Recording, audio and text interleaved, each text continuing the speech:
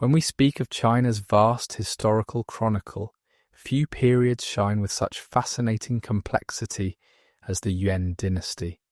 That remarkable era when the sons and daughters of the Mongolian steppes became masters of the Middle Kingdom, creating a cultural fusion so profound that its echoes still resonate through the centuries, where nomadic traditions met ancient Chinese wisdom, where the thundering hooves of cavalry merged with the gentle brushstrokes of scholar artists, and where, for 97 transformative years, the Celestial Empire wore the face of foreign conquerors, who became, in their own unique way, more Chinese than they ever imagined they would be.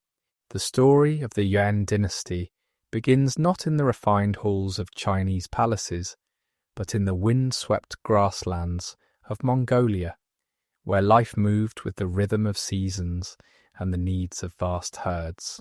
In these seemingly endless plains, where the horizon stretched unbroken save for the occasional rise of gentle hills, a way of life had persisted for countless generations.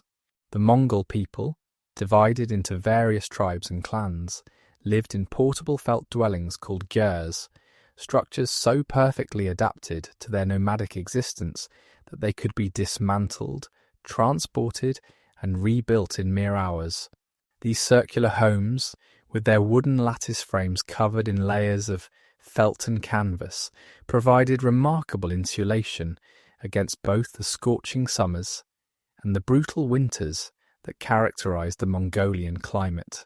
Within these communities, every individual learned to ride before they could properly walk, and children grew up understanding that their survival depended not on fixed fields or permanent settlements, but on their ability to move with their animals across the vast expanse of grassland. The Mongol economy centered entirely around their livestock, particularly their hardy horses, which were smaller than their counterparts in agricultural societies, but possessed extraordinary endurance and the ability to survive on sparse vegetation. These horses could dig through snow to find grass beneath, could go days without water when necessary, and provided not just transportation, but milk, meat, and even blood that could be consumed during desperate times. Sheep provided wool for clothing and felt, goats offered milk and meat, cattle pulled carts and provided leather, and camels, particularly in the more arid regions, served as beasts of burden for longer journeys. The social structure of these nomadic communities reflected the harsh realities of steppe life, where cooperation meant survival and conflict could mean extinction. Families grouped together into clans bound by blood and marriage, and these clans formed larger tribal confederations when circumstances demanded. Leadership emerged through a combination of hereditary privilege and demonstrated ability, with the most successful warriors and strategists rising to positions of authority. The position of Khan or chief required not just military prowess, but also the wisdom to manage resources, mediate disputes, and maintain the delicate balance between different family groups within the tribe. This seemingly simple existence concealed a sophisticated understanding of warfare that would eventually shake the entire known world. Mongol children learned archery from the earliest age, developing the ability to shoot accurately from horseback at full gallop, a skill that required years of practice to master. The composite bow they used, constructed from layers of horn, sinew, and wood, could send an arrow over 300 meters with devastating force.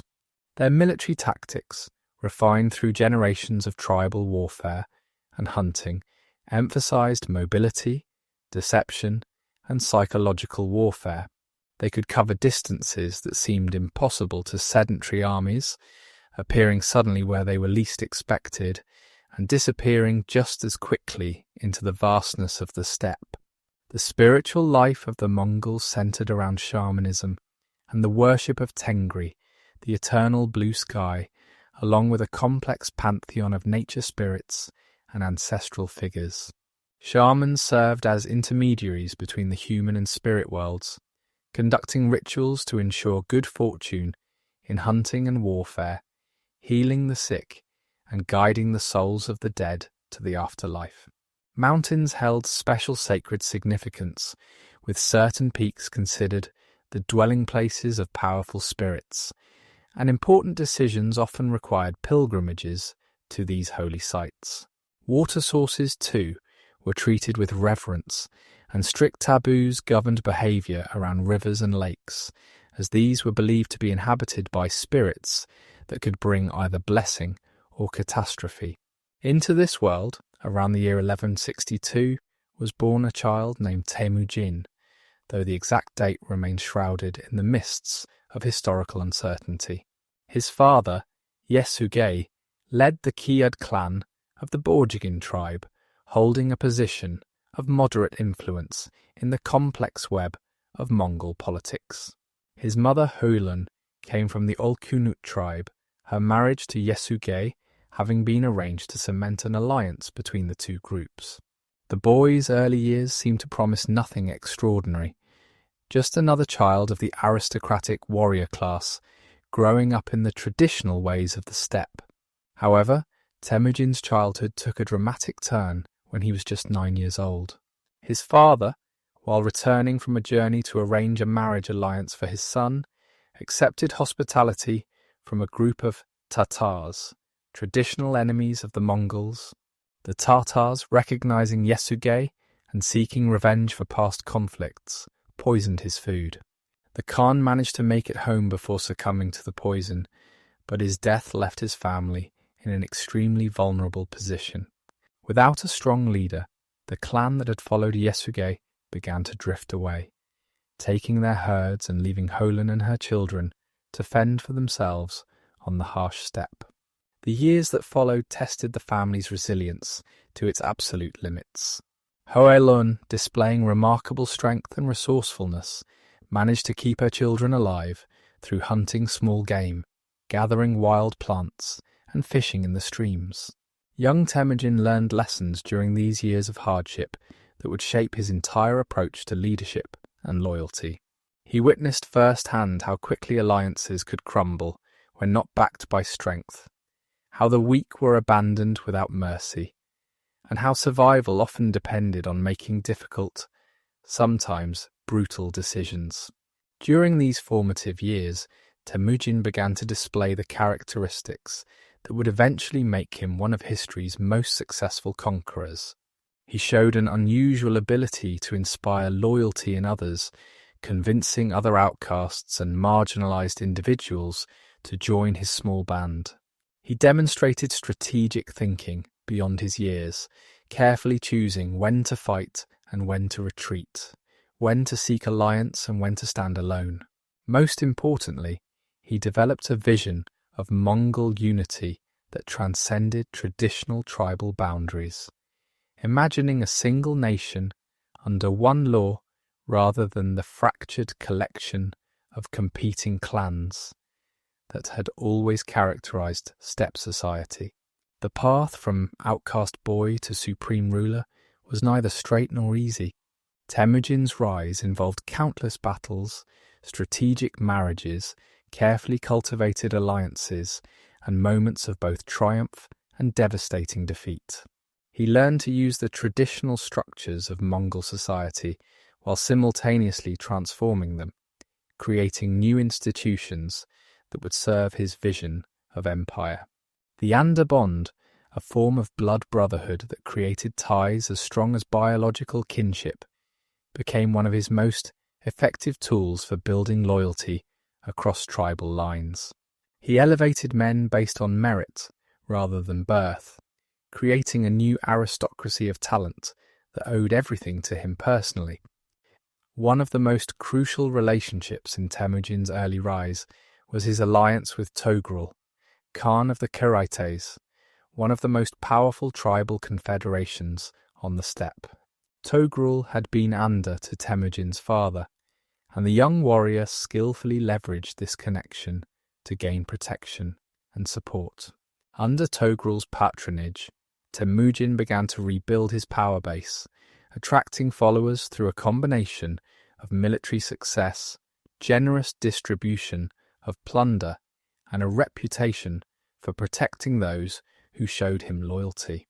However, this relationship, like so many in the volatile world of steppe politics, would eventually sour, leading to conflict that would test Temujin's abilities to their utmost. The transformation of Temujin into Genghis Khan, the universal ruler, occurred through a series of campaigns that systematically eliminated or subordinated every rival power on the Mongolian steppe. The defeat of the Naimans, the subjugation of the Tatars, the destruction of the Taichud, and finally, the conquest of the Karaites themselves. Each victory building upon the last, creating momentum that seemed unstoppable. In 1206, at a great assembly called a Kurultai, held at the source of the Onon River, Temujin was proclaimed Genghis Khan, the supreme leader of all the Mongol tribes. This moment marked not just a personal triumph, but a fundamental transformation in the organization of steppe society. Genghis Khan immediately set about creating institutions that would ensure the unity he had fought so hard to achieve would outlast him. He established the Yasa, a code of laws that applied equally to all Mongols regardless of their tribal origin, covering everything from military discipline to property rights to religious tolerance. He organized his army on a decimal system with units of 10, 100,000 and 10,000, cutting across traditional tribal lines and creating a military force whose loyalty was to the Khan and the Mongol nation rather than to ancestral clan leaders. The new Mongol state that emerged under Genghis Khan's leadership was unlike anything the steppe had seen before. While maintaining the mobility and military prowess that had always characterized nomadic warriors, it added elements of systematic organization, strategic planning, and technological adaptation that would make it one of the most effective conquest machines in human history. The Mongols showed a remarkable ability to learn from their enemies, adopting siege warfare techniques from the Chinese, administrative practices from the Persians, and trade networks from the Central Asian merchants they encountered. Genghis Khan's vision extended far beyond the borders of Mongolia itself. He understood that the traditional raiding economy of the steppes, while sustainable for small tribal groups, could not support the unified nation he had created. The Mongol population, even united, was relatively small, perhaps 1 million people in total, and the harsh landscape of their homeland could only support limited growth. To maintain the unity he had forged and to provide opportunities for his warriors, expansion became not just desirable, but necessary. The first major target of Mongol expansion outside the steppe was the Western Xia Kingdom, located in what is now northwestern China. The Tangut people, who ruled Western Xia, had created a prosperous state that controlled crucial sections of the Silk Road trade routes. Their capital at Karakoto was a centre of Buddhist learning and commercial activity, and their military, while not comparable to the major Chinese dynasties, was none the less formidable. The Mongol campaigns against Western Xia, beginning in 1205, served as a training ground for the new unified army, allowing Genghis Khan to test his organisational innovations and siege tactics against fortified cities. The Yuan Dynasty, which controlled northern China, watched these developments with growing alarm. The Jin rulers, themselves descendants of nomadic Jurchens, who had conquered this region from the Song dynasty a century earlier, understood the threat that a unified steppe represented.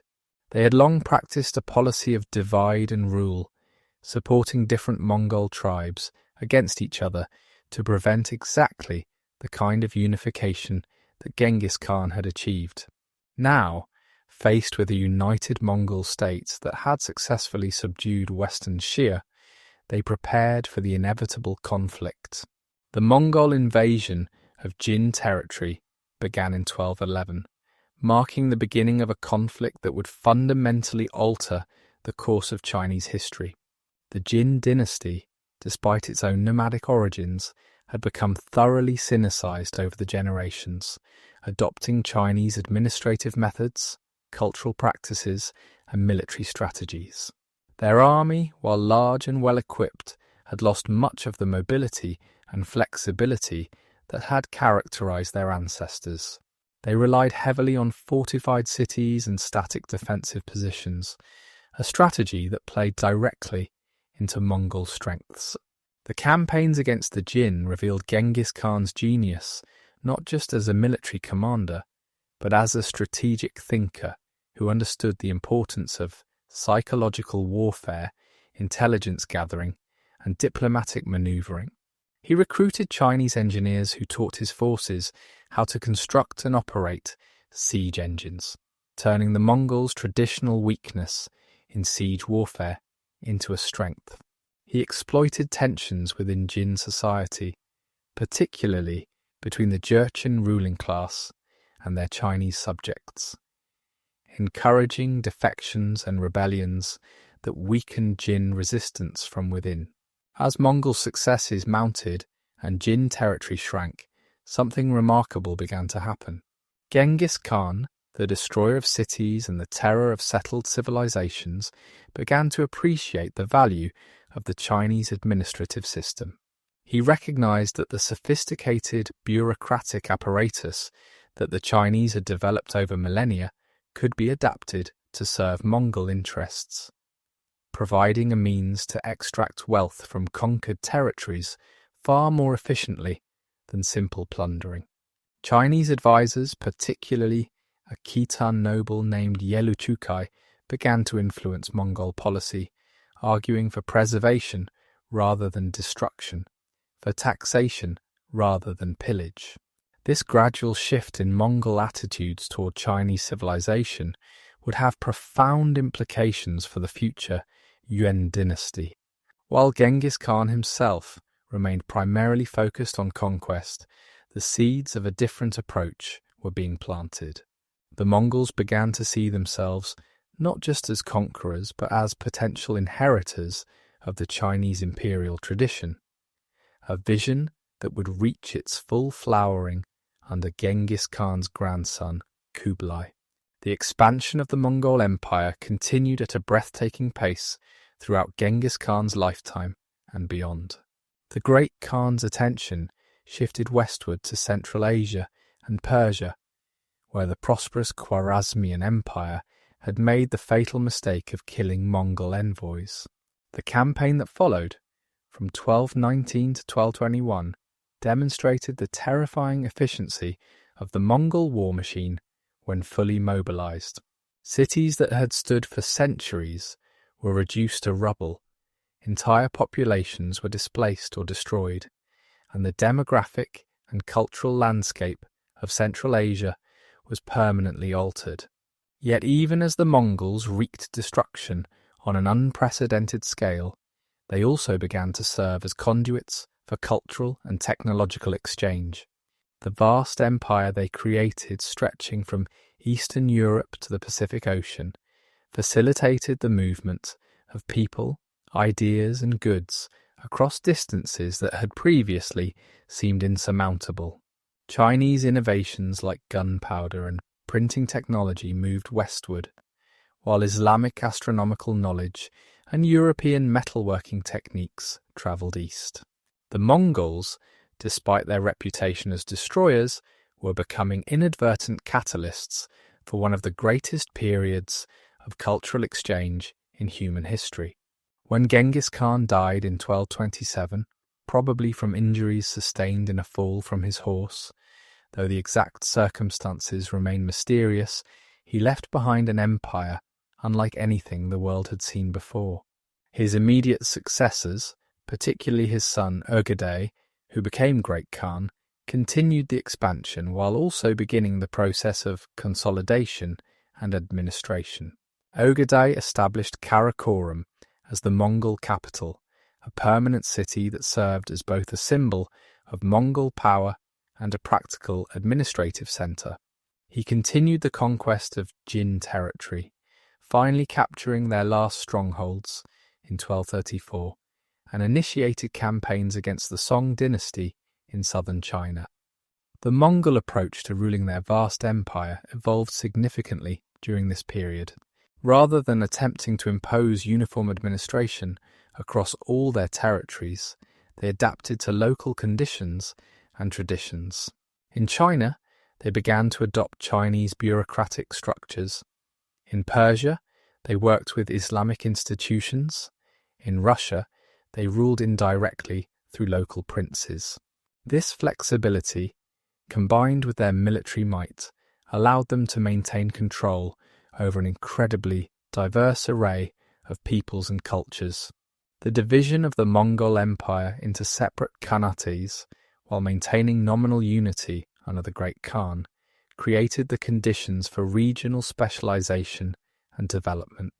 The Ilkhanate in Persia, the Golden Horde in Eastern Europe, and Russia, the Chagatai Khanate in Central Asia, and what would become the Yuan Dynasty in China, each developed its own characteristics while maintaining connections to the broader Mongol world. This division, formalized after the death of Mongol Khan in 1259, would have particular significance for the development of Mongol rule in China. It was into this complex political and cultural landscape that Kublai Khan emerged as a pivotal figure in both Mongol and Chinese history. Born in 1215 during the height of his grandfather, Genghis Khan's campaigns against the Jin dynasty, Kublai grew up in a world where Mongol power seemed limitless, and where the integration of Mongol and Chinese traditions was already beginning to take shape. His early years were spent not just in the traditional Mongol education of horsemanship and warfare, but also in studying Chinese literature, philosophy, and statecraft under the guidance of Chinese tutors. Kublai's mother, Sorghaghtani Beki, played a crucial role in shaping his outlook and approach to governance. An Nestorian Christian herself, she ensured that all her sons received education in various religious and philosophical traditions, fostering an atmosphere of intellectual curiosity and cultural tolerance that would profoundly influence Kublai's future policies. She understood, perhaps better than many of her contemporaries, that ruling settled populations required different skills than conquering them, and she prepared her sons accordingly. The young prince's early administrative experiences came through his appointment as governor of the Mongol-controlled territories in northern China during the reign of his brother Mongol Khan. This position gave him direct exposure to Chinese administrative methods and the challenges of governing a large settled population with traditions and expectations very different from those of the Mongol steppes.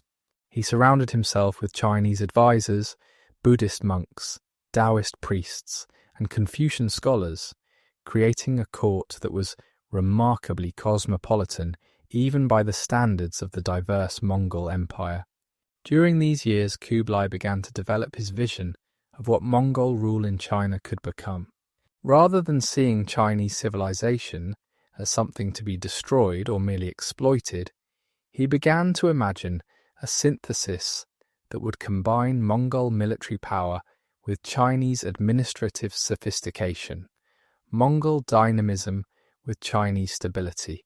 He experimented with agricultural improvements, irrigation projects, and economic reforms in his territories, showing a concern for the welfare of his subjects that went beyond simple extraction of resources. The death of Mongol Khan in 1259 during a campaign against the Song dynasty precipitated a succession crisis that would ultimately lead to the fragmentation of the unified Mongol Empire. Kublai and his younger brother, Arik Boka, both claimed the title of Great Khan, leading to a civil war that lasted until 1264. This conflict represented more than just a personal power struggle. It was a fundamental disagreement about the future direction of the Mongol Empire. Arik Boka, based in the Mongol homeland, represented the traditional steppe values and the maintenance of Mongol identity, while Kublai, with his base in China, embodied the adaptation and synthesis with settled civilizations. Kublai's victory in this civil war, achieved through a combination of superior resources from his Chinese territories and strategic alliances with other Mongol princes, marked a decisive shift in the center of gravity of the Mongol world. The new Great Khan chose not to rule from Karakoram, the traditional Mongol capital, but instead established his primary residence in China. This decision, more than any other single act, signaled the transformation of Mongol rule in China from foreign occupation to something approaching a Chinese dynasty, albeit one with distinctly non-Chinese origins and characteristics. The establishment of Dadu, the great capital that would later become Beijing, represented Kublai's vision made manifest in stone and earth. The city was designed to be a fusion of Mongol and Chinese elements, with the traditional Chinese system of nested rectangular walls combined with Mongol innovations and preferences. The palace complex at the centre incorporated both Chinese architectural principles and spaces designed for Mongol customs, including areas where the Khan could maintain something of the traditional steppe lifestyle, even while residing in the heart of agricultural China. The planning of Dadu involved some of the finest minds from across the Mongol Empire. The hydraulic engineer Guo Shujing designed a system of canals and waterworks that would supply the city with fresh water and connect it to the Grand Canal, facilitating the transport of grain from the southern regions. Astronomers and mathematicians were consulted to ensure that the city's layout accorded with cosmic principles as understood by both Chinese and Islamic traditions. The result was a capital that was not just a political centre, but a statement of imperial ambition and cultural synthesis. In 1271, Kublai Khan made the momentous decision to proclaim a new Chinese dynasty, choosing the name Yuan, meaning origin or primal, from the classical Chinese text, the I Ching. This act was far more than a simple rebranding. It represented a fundamental reimagining of Mongol rule in China. By adopting a Chinese dynastic name and claiming the mandate of heaven, Kublai was positioning himself and his successors not as foreign conquerors, but as legitimate Chinese emperors, heirs to a tradition stretching back thousands of years. The proclamation of the Yuan Dynasty was accompanied by a sophisticated propaganda campaign aimed at both Chinese and Mongol audiences. To the Chinese, Kublai presented himself as a sage ruler in the Confucian tradition, one who had received the mandate of heaven to restore order after the chaos of the late Jin and the division between North and South. He emphasized his patronage of Chinese culture, his consultation with Confucian advisors, and his concern for the welfare of the common people. To the Mongols, he stressed that adopting Chinese methods was not abandoning Mongol identity, but rather using Chinese resources and techniques to enhance Mongol power and prosperity. This dual identity that Kublai attempted to maintain would characterize the entire Yuan period, creating both opportunities and tensions that would persist throughout the dynasty's existence. The Yuan rulers would never fully resolve the contradiction between being Mongol conquerors and Chinese emperors, between maintaining their distinct identity and fully embracing Chinese culture. This tension, while sometimes productive in generating innovation and cultural exchange, would also contribute to the dynasty's eventual instability and fall. The conquest of the southern Song dynasty, which still controlled the wealthy and populous regions of southern China, became Kublai's primary military objective after establishing the Yuan dynasty. The Song, despite having lost the north over a century earlier, had developed into one of the most prosperous and culturally sophisticated states in the world. Their capital at Linan, modern Hangzhou, was possibly the largest city in the world at the time, with a population exceeding 1 million. The Song Navy controlled the coastal waters and the great rivers of southern China, while their economy, based on intensive agriculture, handicraft production, and extensive commercial networks, generated enormous wealth. The military campaigns against the Song represented a different kind of challenge than previous Mongol conquests. The terrain of southern China, with its rivers, lakes, mountains, and rice paddies, was completely unsuitable for traditional Mongol cavalry tactics. The climate, hot and humid, was alien to warriors accustomed to the dry steppes, and caused problems with disease and equipment maintenance. The Song military, while perhaps not as formidable in open-field battles, excelled in defensive warfare, and had developed sophisticated weapons, including early forms of gunpowder artillery. Kublai's approach to conquering the Song demonstrated his ability to adapt and innovate. He recruited Chinese generals who understood the terrain and tactics suitable for southern warfare.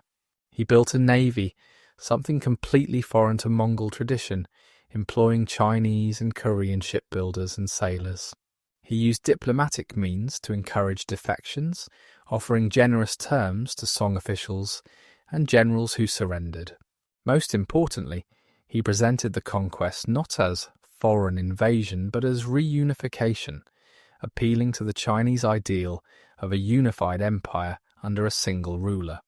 The siege of Xiangyang, which lasted from 1268 to 1273, became the pivotal engagement of the conquest. This fortress city, located on the Han River, controlled the main route from north to south and had to be taken before any advance on the Song capital was possible. The siege showcased the Yuan military's adoption of diverse technologies and tactics, including Muslim engineers, who constructed powerful counterweight trebuchets capable of hurling enormous stones that could breach the city's formidable walls. The fall of Xiangyang, after 5 years of siege warfare, demonstrated that the Yuan forces had developed the capability to overcome even the strongest Song defences. The final phase of the Song conquest proceeded relatively quickly after Xiangyang. The Song court, weakened by internal divisions and demoralised by the loss of their strongest fortress, attempted to negotiate terms, but found Kublai unwilling to accept anything less than complete submission. The young Song emperor, just a child, fled south with his court as Yuan forces advanced. The final battle occurred at Yamen in 1279, where the last Song forces, crowded onto a fleet of ships, were destroyed by the Yuan navy. The child emperor drowned when a loyal official, seeing that all was lost, jumped into the sea while carrying him, ending the Song dynasty and completing the Yuan conquest of all China. With the conquest of the Song complete, Kublai Khan ruled over a reunified China for the first time in over 3 centuries, since the fall of the Tang dynasty. The Yuan dynasty now controlled a territory that stretched from the tropical jungles of the far south to the frozen forests of Manchuria, from the Pacific coast to the deserts of Central Asia. The challenge now was not conquest but governance, not destroying the old order but creating a new one that could effectively manage this vast and diverse realm. The administrative system that emerged under the Yuan represented a complex compromise between Mongol traditions and Chinese precedents. Kublai retained the basic structure of Chinese provincial administration, but modified it significantly to ensure Mongol control. The empire was divided into provinces larger than those of previous dynasties, each governed by a branch secretariat that reported directly to the central government in Dadu. This centralization of authority was greater than under previous Chinese dynasties, reflecting Mongol concerns about maintaining control over their conquered territories. The central government itself was organized along largely Chinese lines, with the traditional 6 ministries handling personnel, revenue, rights, war, justice, and works. However, alongside these Chinese institutions, Kublai maintained distinctly Mongol organizations, particularly the Kaisig, the imperial guard that served not just as a military force, but as a training ground for administrators and a check on the Chinese bureaucracy. The Jarguchi, Mongol judges who operated according to the Yasa rather than Chinese law, handled cases involving Mongols and often served as final arbiters in disputes between different ethnic groups. One of the most distinctive and controversial aspects of Yuan administration was the formal classification of the population into 4 hierarchical categories. At the top were the Mongols themselves, who enjoyed the greatest privileges and legal protections. Second came the Semu, a diverse category that included Central Asian Muslims, Uyghurs, Tanguts, and other non-Chinese peoples who had submitted to Mongol rule before the conquest of China. Third were the Hanren, the Chinese inhabitants of the north, who had been under Jin rule, and at the bottom were the Nanren, the southern Chinese who had been under Song rule and were the last to be conquered. This ethnic hierarchy permeated every aspect of Yuan society and administration. Mongols and Semu received preferential treatment in legal proceedings, with different penalties for the same crimes depending on the perpetrator's ethnic classification. Government positions, particularly the most important ones, were reserved primarily for Mongols and Semu, with Chinese officials, even when employed, often serving in subordinate positions or far from their home regions to prevent them from building local power bases. The system reflected Mongol anxieties about being absorbed by the much larger Chinese population and their determination to maintain their distinct identity and privileged position. The economic policies of the Yuan dynasty reflected both innovation and exploitation. Kublai and his successors understood that the wealth of China came from its agricultural productivity and commercial networks, and they generally avoided the destructive extraction that had characterized some earlier Mongol conquests. The Grand Canal was restored and extended, creating a vital artery for transporting grain from the productive southern regions to the capital and the north. This massive engineering project, involving hundreds of thousands of workers, demonstrated the Yuan capacity for mobilizing resources on an enormous scale. The Yuan period saw significant developments in Chinese commerce and monetary systems. Paper money, which had been used in China since the Song dynasty, was expanded under the Yuan, with the government attempting to create a unified currency system across the empire.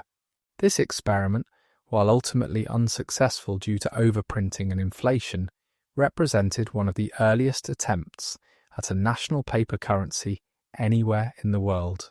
Maritime trade flourished, with Chinese merchants sailing to Southeast Asia, India, and the Persian Gulf, while Muslim merchants brought goods from across the Islamic world to Chinese ports.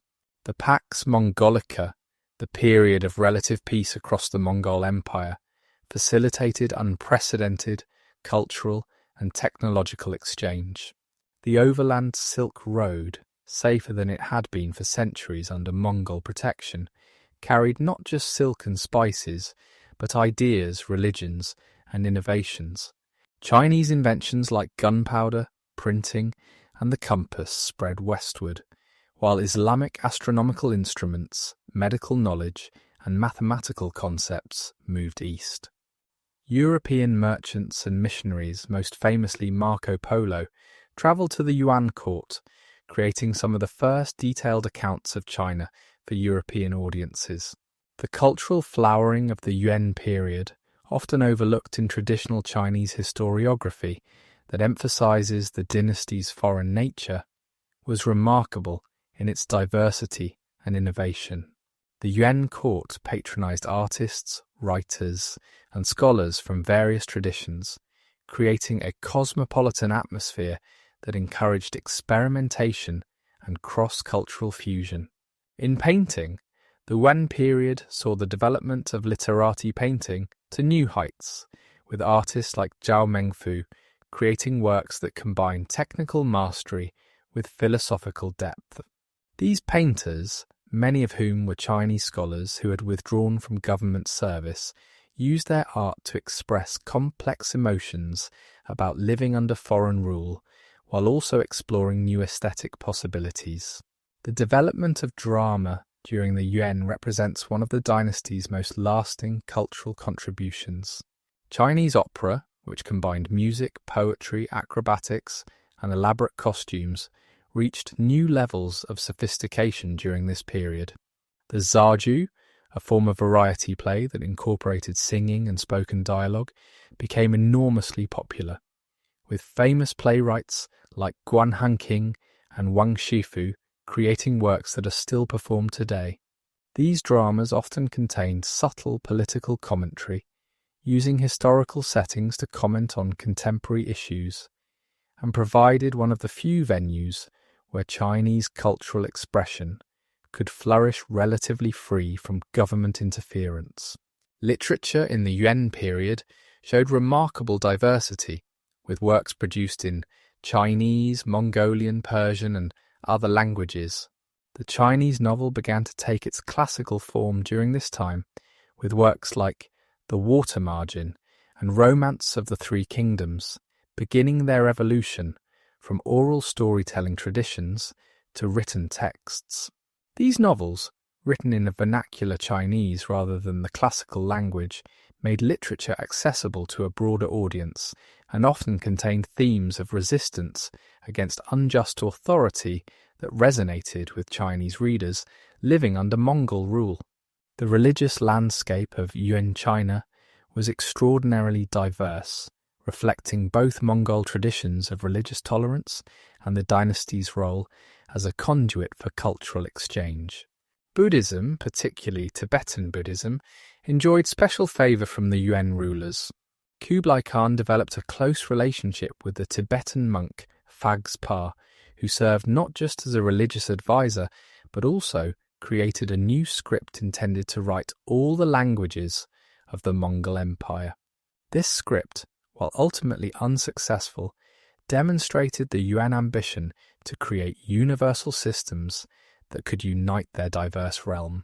Tibetan Buddhism's influence at the Yuan court went beyond personal devotion to shape policy and culture.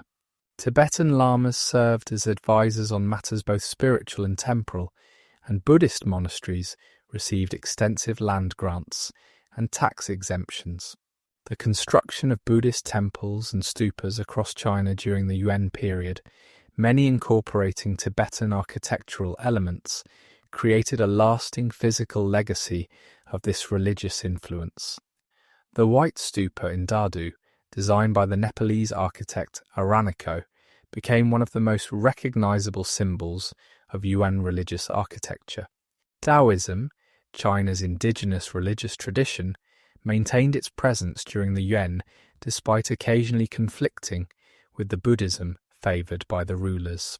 Taoist priests continued to perform rituals for the health and prosperity of the empire, and Taoist alchemists contributed to developments in medicine and chemistry. The Complete Perfection school of Taoism, which emphasized moral cultivation and integration with Confucian and Buddhist ideas, gained particular prominence during this period, establishing monasteries and training centers across northern China. Islam established a significant presence in China during the Yuan, with Muslim merchants, administrators, and craftsmen playing crucial roles in the dynasty's administration and economy. Muslim communities, particularly in the northwest and in major cities along trade routes, maintained their distinct religious and cultural practices while also contributing to the broader Yuan society.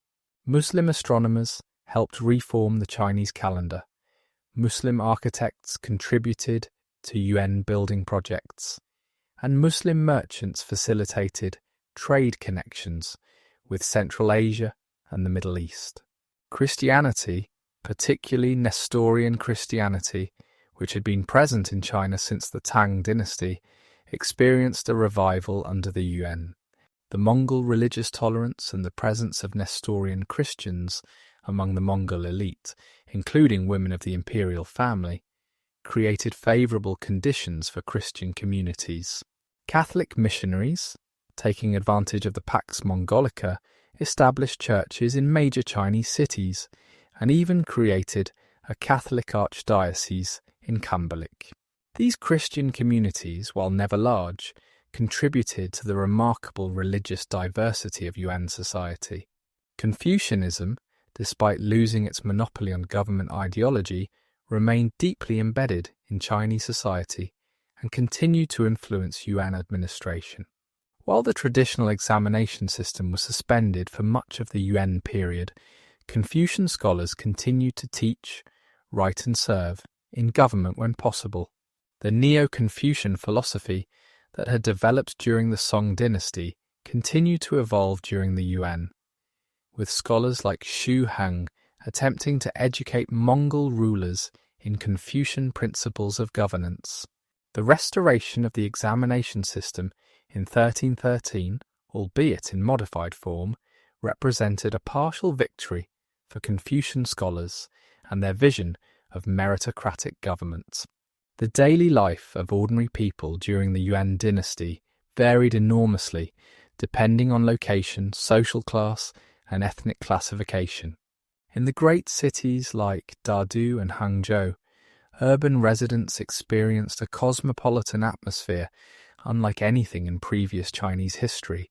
The streets echoed with dozens of languages, markets sold goods from across Eurasia, and restaurants served cuisines from different traditions. Artisans and craftsmen found opportunities in serving the diverse tastes of the urban population, creating everything from traditional Chinese ceramics to Central Asian metalwork to Tibetan religious artifacts. The merchant class, despite their traditionally low status in Confucian hierarchy, prospered during the Yuan period. The Mongol rulers, coming from a nomadic tradition that valued trade, showed greater respect for commercial activities than previous Chinese dynasties. Merchant associations and guilds gained influence, organizing trade expeditions, standardizing weights and measures, and even providing certain municipal services in major cities. Some merchants accumulated vast fortunes, building elaborate gardens and mansions that rivaled those of the nobility, and patronizing arts and literature. For farmers, who constituted the vast majority of the population, life under the Yuan continued patterns established over millennia, while also experiencing new pressures and opportunities. The basic structure of village life, centered around intensive agriculture, family networks, and local religious practices, remained largely unchanged. Farmers continued to grow rice in the south and wheat and millet in the north, using techniques refined over centuries. The agricultural calendar still dictated the rhythm of rural life, with planting and harvest times marked by traditional festivals and rituals. However, Yuan taxation and labour demands created significant burdens for rural communities. The government required not just grain taxes, but also corvée labour for massive projects like the Grand Canal extension and the construction of Dadu. Some regions were required to provide special products, from silk to tea to timber, creating additional pressure on local economies.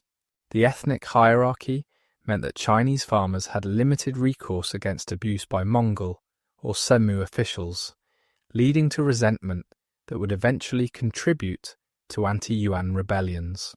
Women's lives during the Yuan showed both continuities and changes from previous dynasties. Mongol women traditionally enjoyed greater freedom and influence than their Chinese counterparts, and this created some space for different models of female behaviour at the highest levels of society.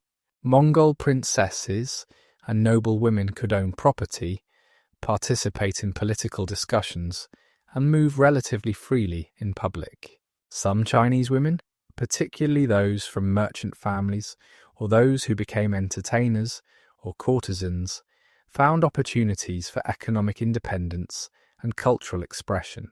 Yet for most Chinese women, particularly those from Confucian scholarly families, the Yuan period saw the continuation and even intensification of restrictive practices. Foot binding, which had begun during the Song dynasty among the elite, spread more widely during the Yuan, becoming a marker of Chinese cultural identity in opposition to Mongol customs. The ideal of female seclusion and submission to male authority remained strong in Chinese communities, reinforced by Neo-Confucian philosophy that emphasized strict gender hierarchies. The educational system under the Yuan underwent significant disruption and transformation. The suspension of the civil service examinations for much of the dynasty meant that the traditional path to social advancement through classical learning was blocked for many Chinese scholars. This led some to turn to other pursuits, including medicine, astronomy, mathematics, and technology, fields that the Yuan government valued for practical reasons. Others became private tutors, maintaining classical learning within Chinese communities even without government support. When the examination system was partially restored in 1313, it reflected the Yuan's attempt to balance different cultural traditions. The examinations included not just classical Chinese texts, but also required knowledge of Mongol law and customs. Quotas were established for different ethnic groups, ensuring that Mongols and Simu could compete despite generally having less preparation in Chinese classical learning. This modified system never achieved the centrality it had held in previous dynasties, but it represented an important compromise between Mongol and Chinese approaches to selecting officials. The scientific and technological achievements of the Yuan period reflected both the continuation of Chinese traditions and the introduction of new knowledge from across the Mongol Empire. In astronomy, the Yuan government established a new observatory in Dadu and commissioned the creation of new astronomical instruments, many based on Islamic designs. The Shoshi calendar, developed by Guo Shoujing and his team, was remarkably accurate, calculating the length of the year to within 26 seconds of modern measurements. This calendar incorporated both Chinese observational data and mathematical techniques from Islamic astronomy.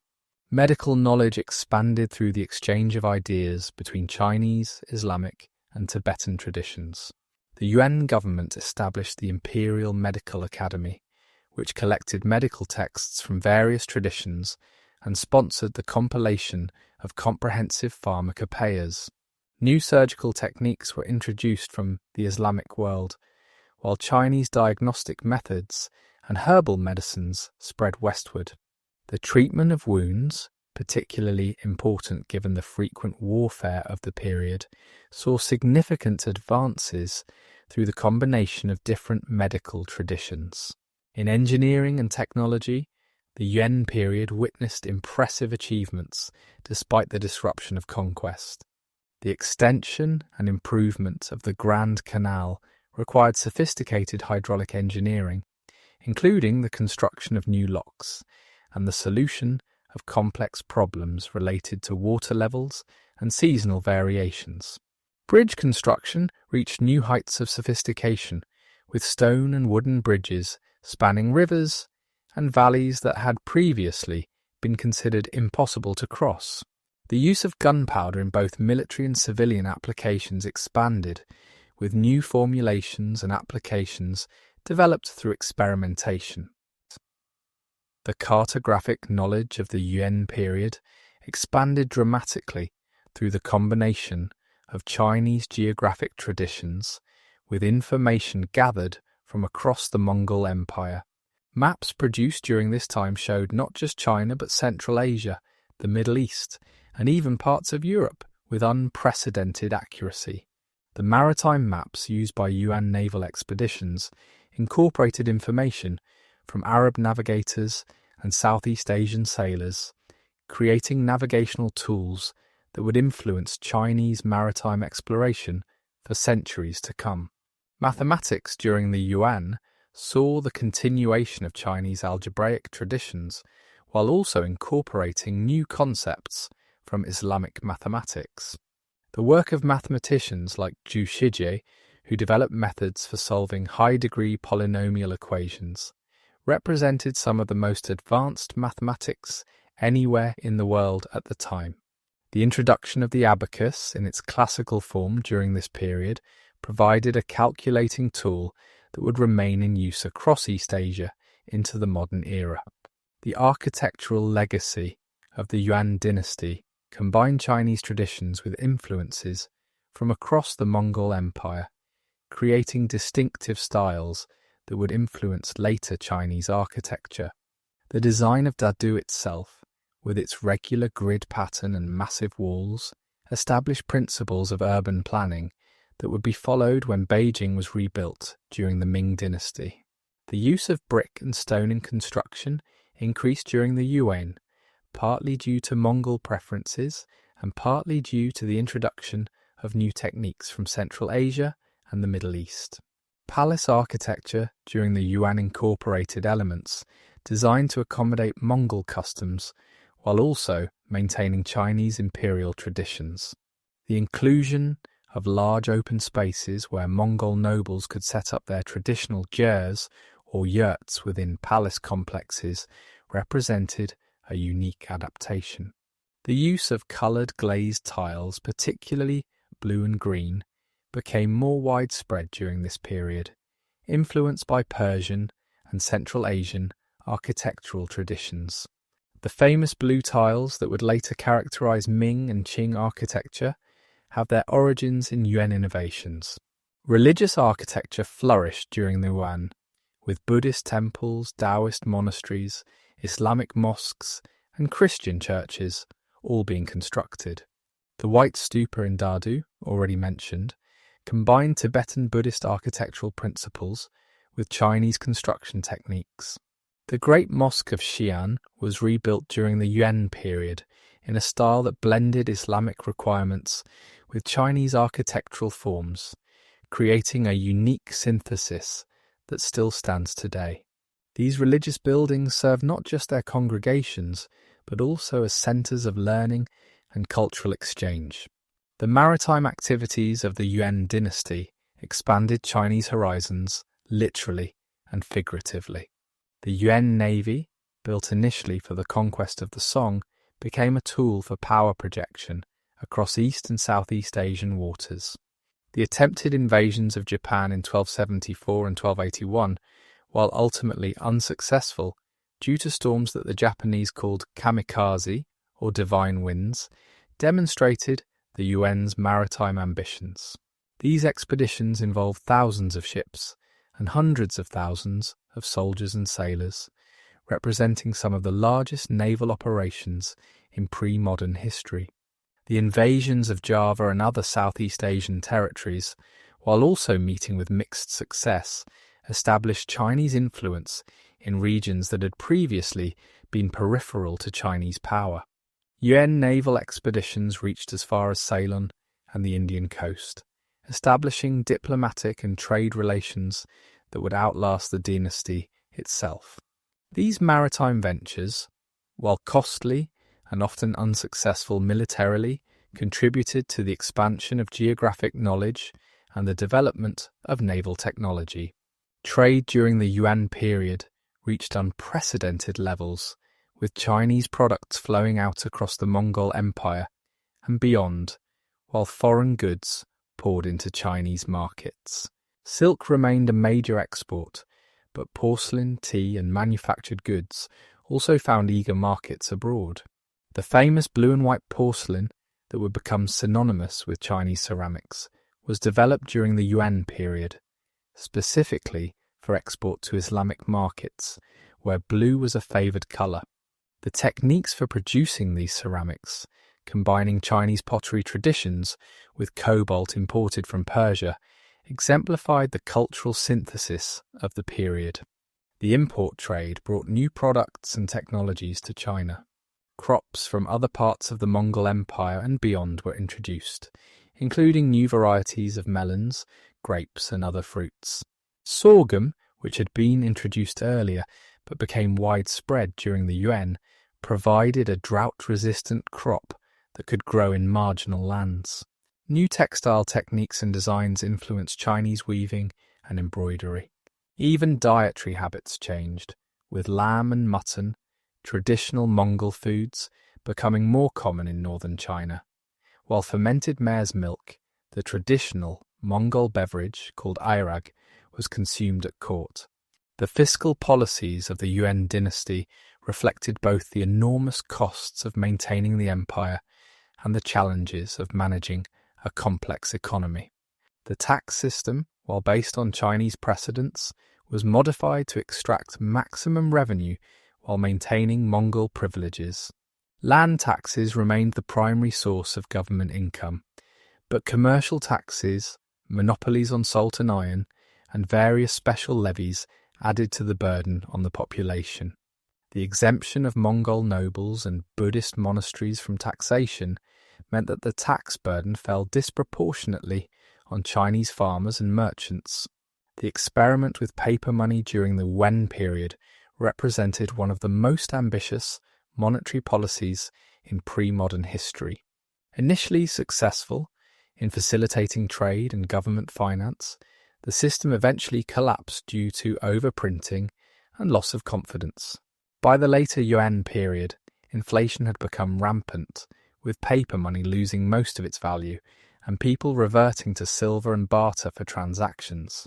This monetary crisis contributed significantly to the economic problems that would plague the later Yuan and contribute to its eventual fall. The cultural interaction between Mongols and Chinese during the Yuan period was complex and often contradictory. While official policy maintained ethnic separation and hierarchy, daily life created numerous opportunities for cultural exchange and hybridization. Intermarriage, while officially discouraged, occurred at all social levels, creating families that embodied the cultural fusion of the period. Children from these mixed marriages often served as cultural intermediaries, fluent in multiple languages and comfortable in different cultural contexts. The Mongol elite's adoption of certain Chinese practices varied considerably. Some, like Kublai Khan, embraced Chinese culture enthusiastically, studying Chinese texts, patronizing Chinese arts, and following Chinese court rituals. Others maintained their Mongol identity strictly, continuing to live in gers even in the capital, practicing traditional Mongol sports like wrestling and archery, and maintaining their ancestral shamanic practices alongside or instead of Chinese religions. This diversity within the Mongol elite created a dynamic and sometimes unstable cultural environment. The Chinese response to Mongol rule was equally varied. Some Chinese scholars and officials collaborated enthusiastically with the Yuan government, seeing opportunities for advancement and influence despite the ethnic hierarchy. Others withdrew from public life, expressing their dissent through art, literature, and private scholarship.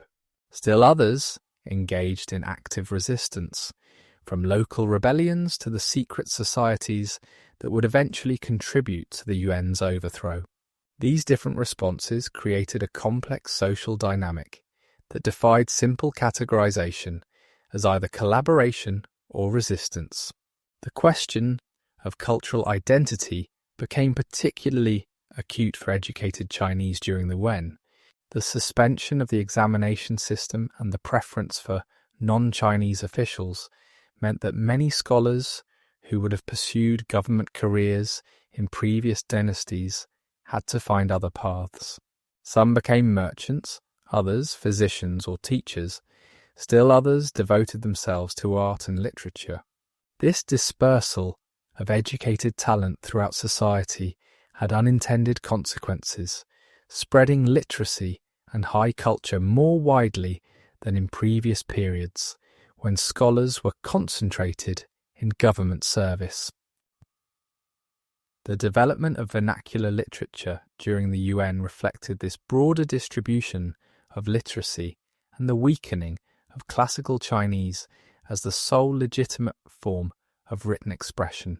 Novels and plays written in everyday language found eager audiences among merchants, artisans, and others who had some education but not the intensive classical training of the scholarly elite.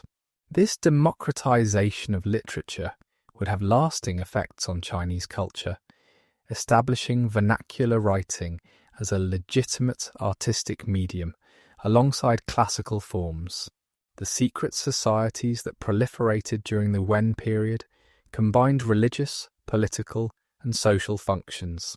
Groups like the White Lotus Society, which blended Buddhist millenarian beliefs with anti-Mongol sentiment, provided organizational structures for resistance that operated outside official channels. These societies offered mutual aid to their members, preserved Chinese cultural practices that were discouraged by the government, and eventually provided the networks through which rebellion would spread. The importance of secret societies in Chinese history can be traced in large part to their development during the Yuan as responses to foreign rule. The later years of Kublai Khan's reign, despite the successful completion of the Song conquest, were marked by increasing difficulties. The failed invasions of Japan drained the treasury and demonstrated the limits of Mongol power.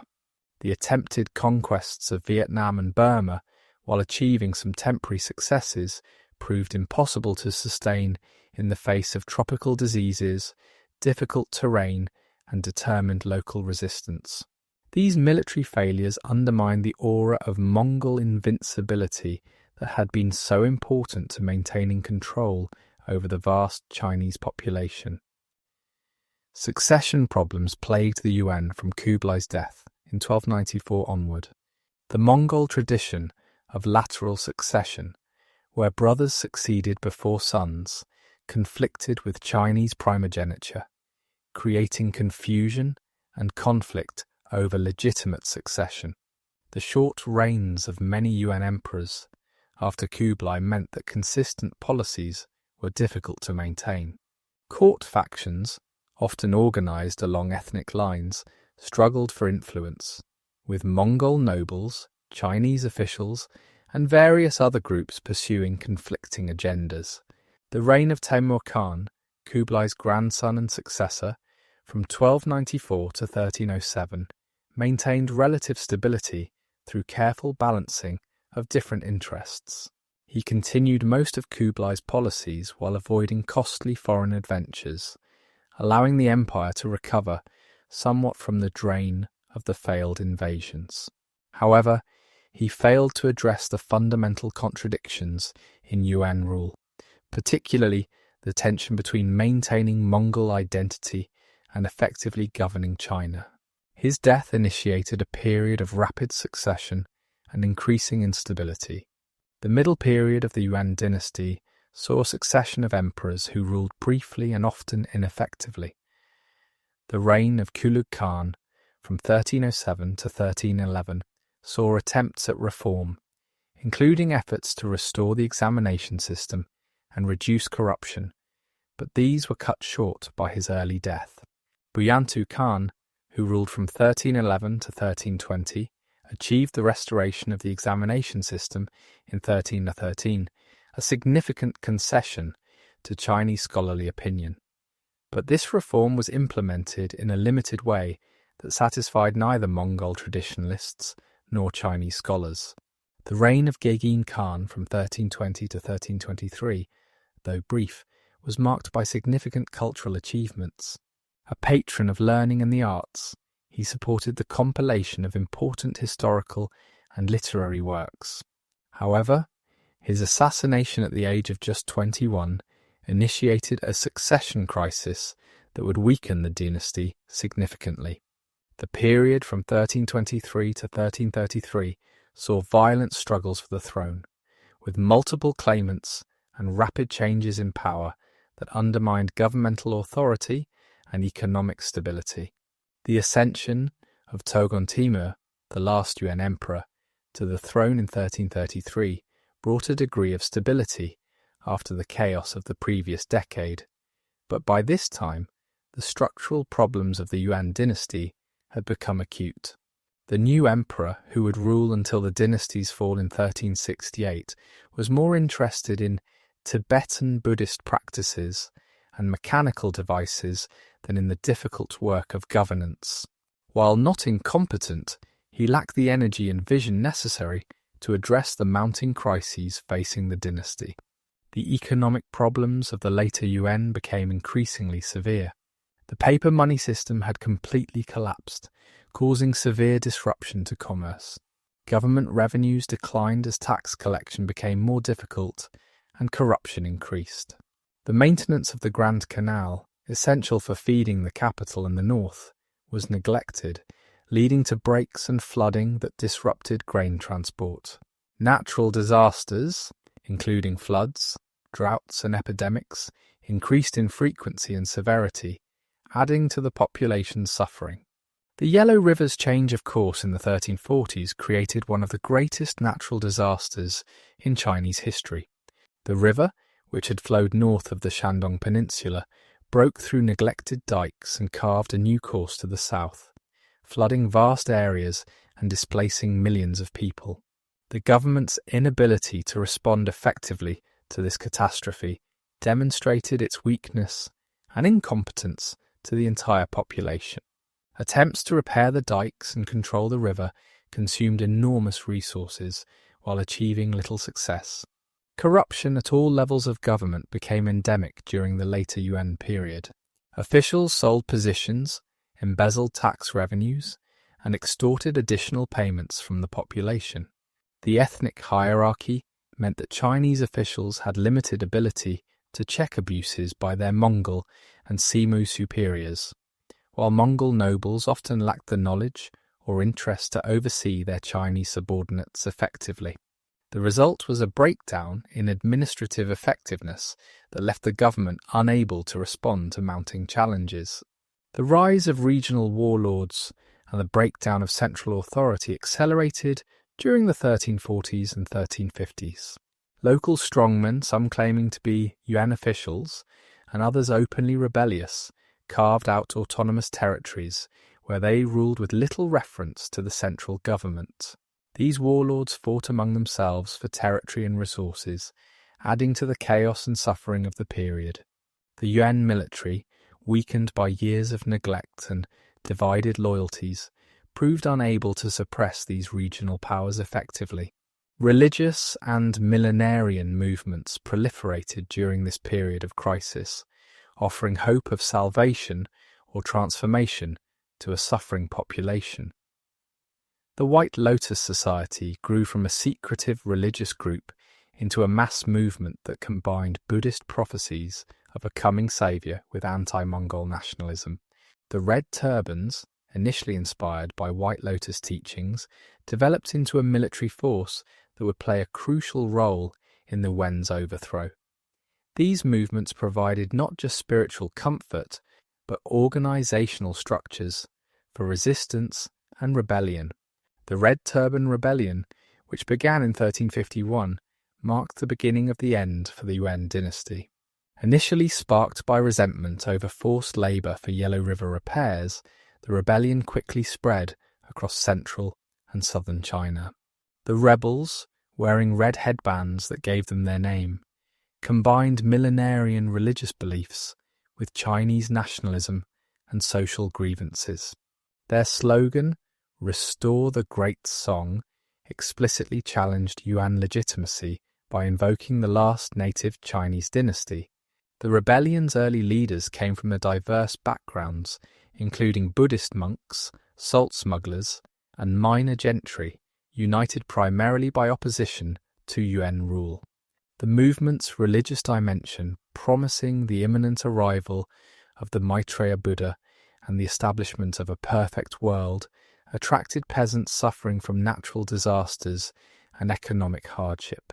The organizational structure of the rebellion, based on secret society networks that had developed over decades, allowed it to coordinate actions across vast distances despite government attempts at suppression.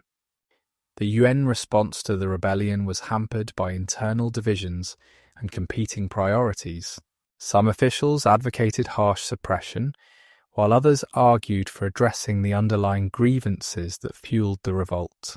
The military response was inconsistent and often ineffective, with Yuan armies sometimes defeating rebel forces only to see them reappear elsewhere. The government's reliance on regional warlords to suppress the rebellion often backfired, as these warlords used the opportunity to increase their own power at the expense of central authority. Among the various rebel leaders who emerged during this chaotic period, Zhu Yuanzhang would prove to be the most successful. Born into a desperately poor peasant family in 1328, Zhu had become a Buddhist monk after his parents died in a famine. When his monastery was destroyed in the fighting between Yuan forces and rebels, he joined the Red Turbans, initially as a common soldier. His intelligence, charisma, and military ability quickly brought him to the attention of rebel leaders, and he rose rapidly through the ranks. Zhu Yuanzhang's success came from his ability to transcend the limitations of the millenarian movement that had initiated the rebellion. While other rebel leaders remained focused on religious prophecies and immediate plunder, Zhu began to think strategically about establishing a new dynasty. He recruited educated Chinese advisors who helped him develop governmental structures and legitimating ideologies. He imposed discipline on his forces, prohibiting the looting and destruction that characterized other rebel armies. Most importantly, he began to present himself not as a religious savior, but as a restorer of Chinese civilization. The establishment of Zhu Yuanzhang's power base in the Yangtze River Valley proved crucial to his eventual success. This region, one of the wealthiest and most densely populated in China, provided the resources necessary to maintain a large army and develop governmental institutions. From his capital at Nanjing, Zhu gradually extended his control over surrounding territories, absorbing or defeating other rebel groups and Yuan loyalists alike.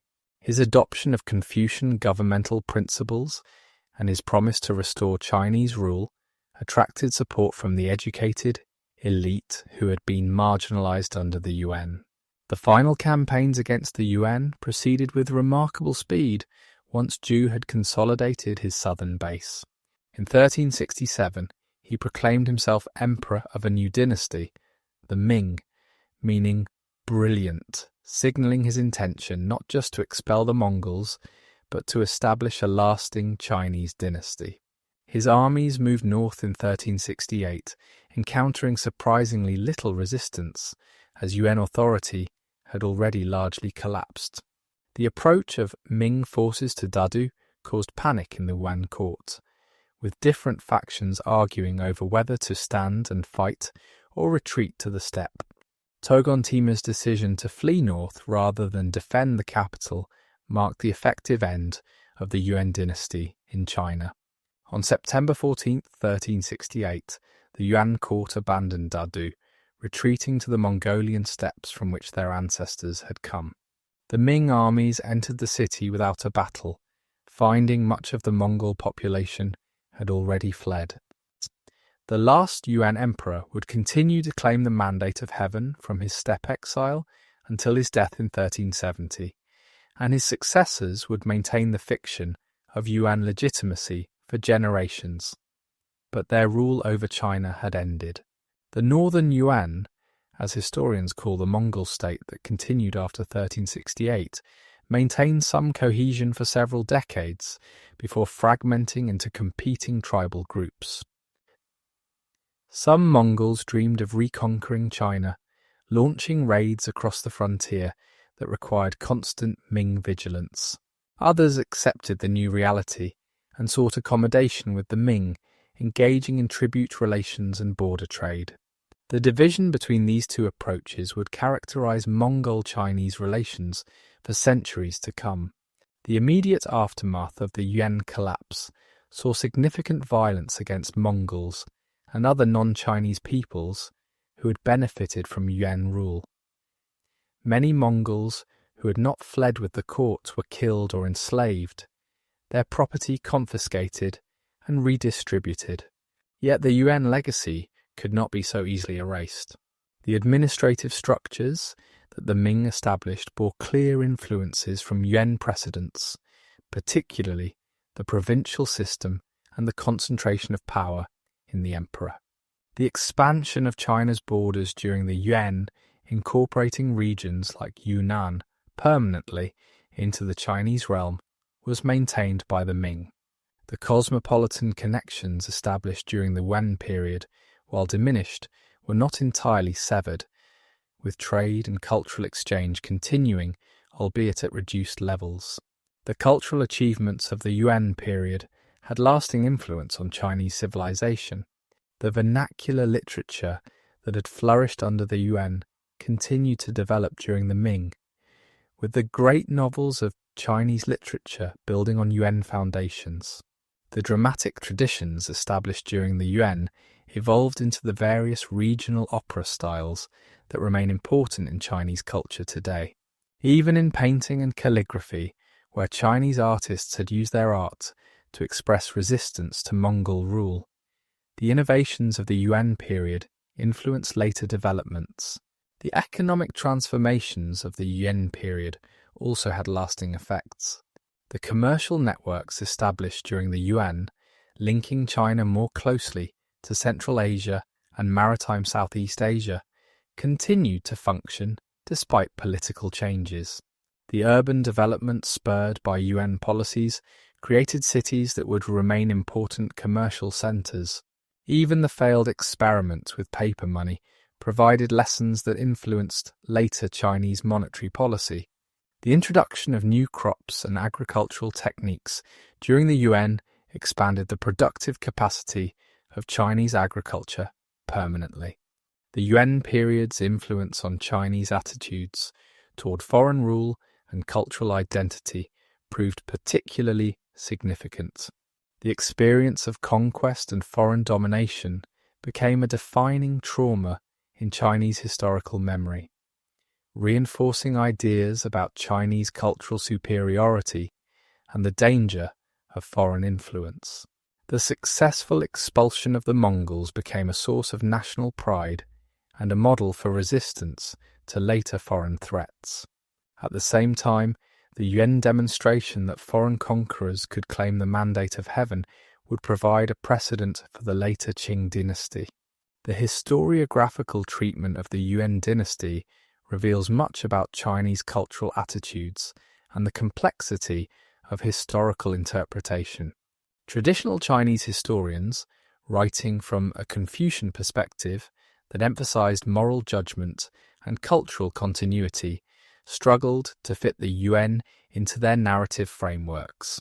Some treated it as an illegitimate interruption in Chinese history, while others acknowledged it as a legitimate dynasty, while emphasizing its failures and foreign nature.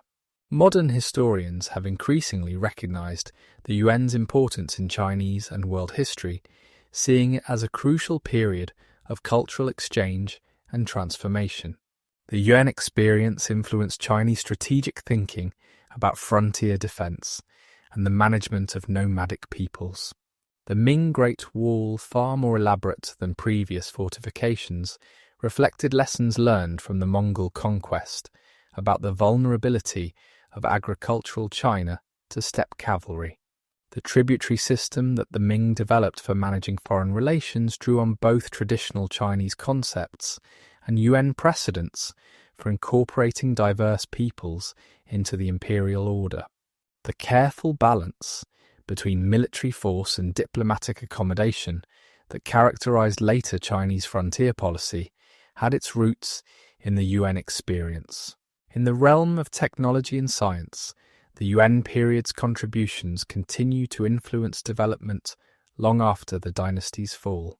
The astronomical observations and calendar reforms of the Yuan provided data that Chinese astronomers would use for centuries.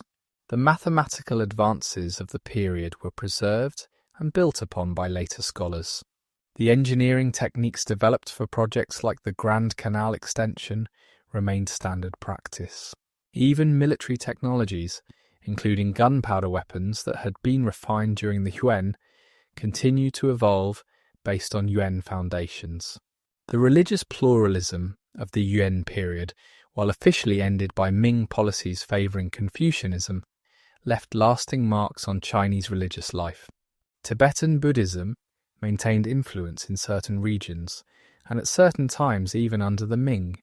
Islamic communities, despite persecution, preserved their faith and eventually recovered some of their former prominence. The syncretic tendencies encouraged by Yuan religious policy contributed to the blending of Confucian, Buddhist, and Taoist elements that characterized later Chinese popular religion. The Yuan dynasty's role in facilitating global connections had world historical significance beyond its impact on China itself. The transmission of technologies like printing and gunpowder from China to the West during the Yuan period contributed to the transformations that would lead to the Renaissance and the Age of Exploration. The knowledge of China that reached Europe through Yuan period travellers and missionaries shaped European imagination and ambition for centuries. The biological exchanges of the period, including the spread of diseases like the Black Death, had demographic consequences that reshaped societies across Eurasia. Looking back across the 97 years of Yuan rule in China, from Kublai Khan's proclamation of the dynasty in 1271 to Toghon Temur's flight from Dadu in 1368, we see a period of extraordinary complexity and consequence. The Yuan represented neither a simple foreign occupation nor a complete absorption of the conquerors by Chinese civilization, but rather a dynamic interaction that transformed both Mongol and Chinese cultures. The tensions and contradictions of Yuan rule, while ultimately contributing to the dynasty's fall, also generated innovations and exchanges that enriched human civilization. The Mongol rulers of the Yuan faced an impossible challenge in trying to maintain their distinct identity while effectively governing the world's most sophisticated sedentary civilization. Their partial success in this endeavour, maintaining control for nearly a century and facilitating unprecedented cultural exchange, represents a remarkable achievement despite the dynasty's eventual failure. The administrative innovations, cultural productions, and economic developments of the Yuan period contributed significantly to the evolution of Chinese civilization and to the broader development of Eurasian societies. The Chinese experience under the Yuan was equally complex, involving collaboration and resistance, adaptation and preservation, suffering and opportunity. The ways in which Chinese society responded to foreign rule, maintaining cultural continuity while also adapting to new circumstances, demonstrated both the resilience and flexibility of Chinese civilization. The literature, art and thought produced during this period of foreign domination showed that cultural creativity could flourish even under difficult political circumstances. The fall of the Yuan dynasty was not simply a victory of Chinese nationalism over foreign oppression, but rather the culmination of complex social, economic, and environmental crises that the Yuan government proved unable to manage. The Red Turban Rebellion succeeded not just because of anti-Mongol sentiment, but because it offered solutions to the practical problems facing Chinese society. Zhu Yuanzhang's establishment of the Ming represented not a simple restoration of pre-Yuan traditions, but the creation of a new synthesis that incorporated lessons from the Yuan experience. The legacy of the Yuan dynasty extends far beyond its direct historical impact. It demonstrated the possibilities and limitations of cultural interaction between nomadic and sedentary civilizations. It showed how military conquest could lead to cultural exchange and technological transfer. It revealed the importance of administrative competence and economic management in maintaining political power. It illustrated the role of environmental factors and natural disasters in historical change. These lessons remain relevant for understanding not just Chinese history, but the broader patterns of human civilization. In the grand narrative of Chinese history, the Yuan Dynasty stands as a pivotal chapter that connected the classical period of native dynasties with the early modern period of increased global interaction.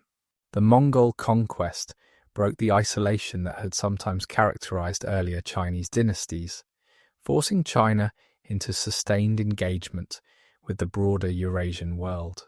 While the Ming would attempt to restore some of that isolation, the connections established during the Yuan could never be entirely severed. The Yuan period also marked important transitions in Chinese society and culture.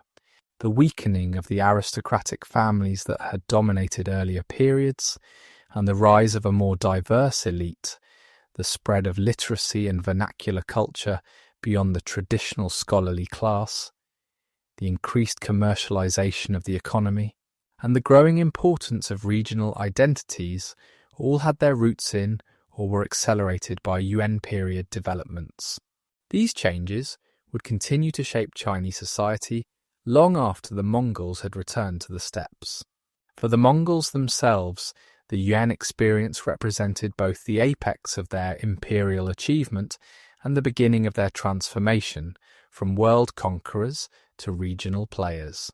The wealth and sophistication of China proved both irresistible and ultimately corrupting to Mongol unity and military vigour.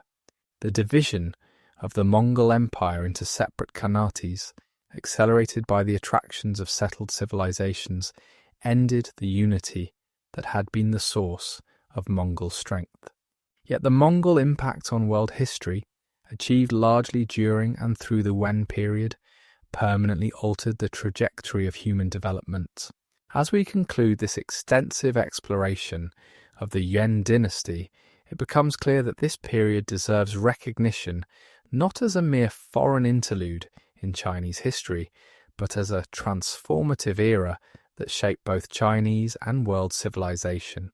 The Yuan legacy lives on in the administrative structures of modern China, in the cultural productions that continue to inspire and entertain, in the religious and philosophical syntheses that emerge from this period of intense interaction, and in the historical memory that continues to influence Chinese identity and policy.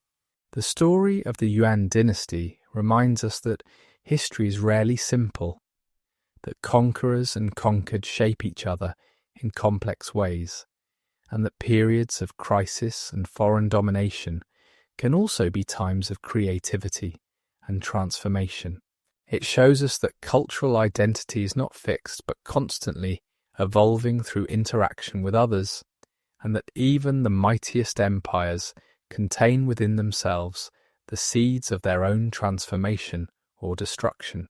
These insights, gleaned from the Yuan experience, remain valuable for understanding our own era of global interaction and cultural exchange.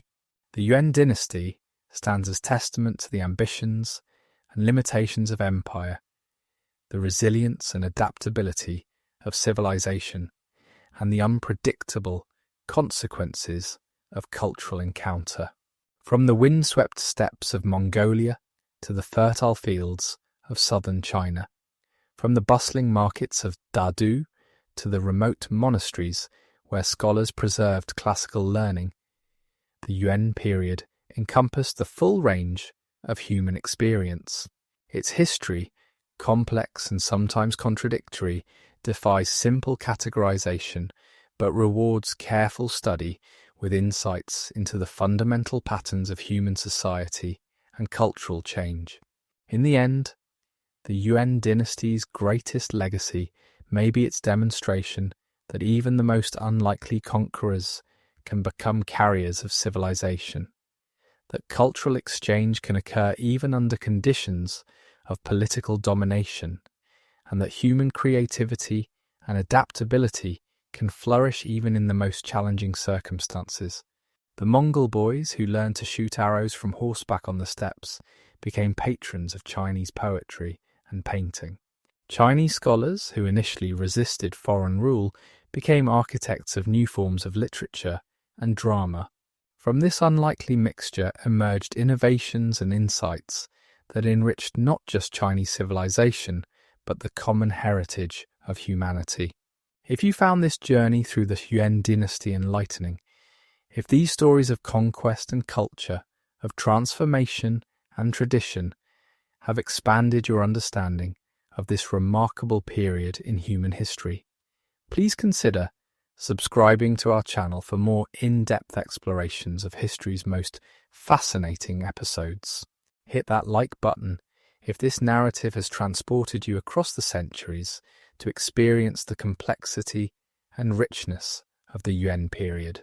Share this with fellow history enthusiasts who appreciate the intricate tapestry of human civilization. Until next time, remember that history is not just about the past, but about understanding the forces that shape our present and future. Thank you for joining us on this extensive exploration of the Yuan Dynasty, where Mongol warriors became Chinese emperors, where the thunder of cavalry hooves gave way to the whisper of calligraphy brushes, and where one of history's most unlikely cultural fusions created a legacy that continues to influence our world today.